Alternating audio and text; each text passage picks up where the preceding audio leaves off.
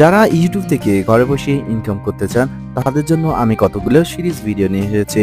যারা আজকের এই ভিডিওতে নতুন তারা অবশ্যই আমার প্রথম ভিডিও থেকে দেখা শুরু করবেন। যারা একদমই ইউটিউবে নতুন কিংবা ইউটিউবে তেমন কিছুই বোঝেন না, আশা করি তারাও কিন্তু আমার এই ভিডিওগুলো দেখে ইউটিউব থেকে ইনকাম করতে পারবেন।